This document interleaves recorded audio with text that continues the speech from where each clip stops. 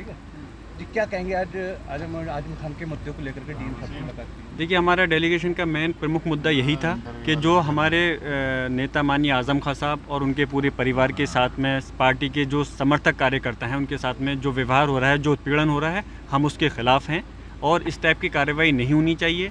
कानून के हिसाब से ही और संविधान के हिसाब से देश चलना चाहिए।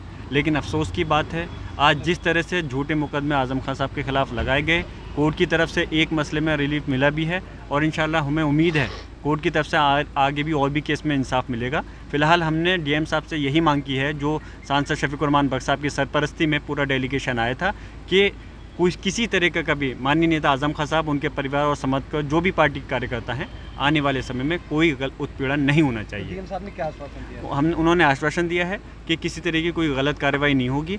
अगर कुछ गलत कार्रवाई ख़ासतौर से किसी के खिलाफ़ हुई है तो वो उन्होंने कहा कि आप हमको वो केस अगर देंगे तो उसमें यकीनन हम उनको इंसाफ दिलाएंगे। अच्छा, प्रधानमंत्री जो है नए संसद भवन का उद्घाटन करेंगे, क्या कहेंगे? हमें देखिए अफसोस है कि आज हमें इस चीज़ की खुशी है कि एक संसद बनी है देश के अंदर नई, लेकिन अफसोस इस बात का है कि जो संवैधानिक तौर पर सर्वोच्च पद है माननीय राष्ट्रपति महोदय का, उनसे नहीं करा करके उद्घाटन प्रधानमंत्री जी खुद कर रहे हैं। ये गलत है, क्योंकि पार्लियामेंट से प्रधानमंत्री नहीं बल्कि कभी भी अगर कोई सत्र चलता है तो शुरू में सबसे पहले जो शुरुआत होती है राष्ट्रपति महोदय जी के भाषण से होती है।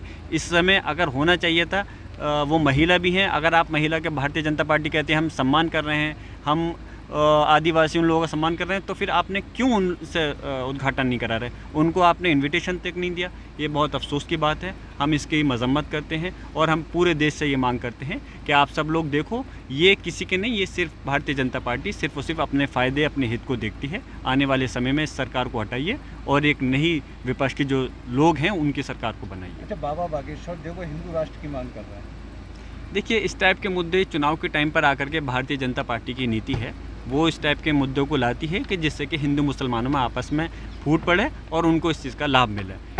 ना इस देश के अंदर लोकतंत्र है और बहुत सबसे बड़ा लोकतंत्र है, संविधान है, और अगर इसमें कोई किसी के धर्म का मसला नहीं है, सारे धर्म के लोग खुशी मिलकर के इत्तेहाद के साथ रह रहे हैं।